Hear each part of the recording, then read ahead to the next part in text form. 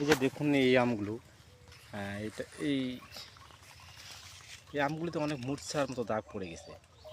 হ্যাঁ, এই যে দেখুন আপনার একবারে মূর্ছার মতো দাগ পড়েছে, পুরোটাই ধরে নেন যে মরচা পড়ে গেছে এরকম অবস্থা। লোহাতে যেমন মরচা ধরলে যেরকম লাগে তেমনটা।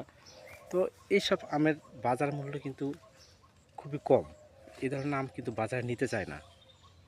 তো আসলে এইরকম আম পরিস্থিতির কারণে গৃহস্থরাও অনেকটা দায়ী, কেননা এটা কিন্তু একদিনে কিন্তু হয়নি, এটা আপনার মাকড়ের কারণে এই আমটা হয়েছে। প্রথম থেকে যদি আমরা বিষ নিয়মিত প্রয়োগ করতাম, তাহলে হয়তো বা এই ধরনের আমের আকার ধারণ করতো না। তো অনিয়মের কারণে, অবহেলার কারণে, যেই কারণেই হোক, ব্যস্ততার কারণে, যে কারণে হোক, সময় মতো বাগানে স্প্রে করার না কারণে কিন্তু আমি কিন্তু এই সমস্যাটা হয়ে গেছে।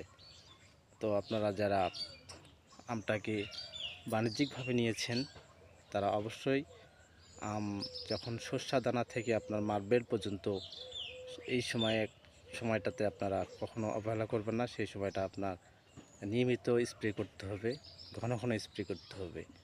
মাত্রা অতিমাত্রা না হলেও, মাত্রা একটু কম ডোজ হলেও কিন্তু বিষটা ঘন ঘন করতে হবে। তাহলে কিন্তু এই রকম আমটা কিন্তু আপনাদের হবে না। আমটা তখন ফ্রেশ থাকবে, কোয়ালিটিফুল থাকবে।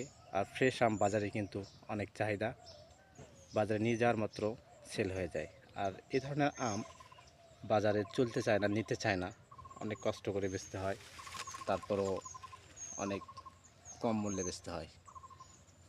ঠিক আছে বন্ধুরা, ভালো থাকবেন, খোদা হাফেজ।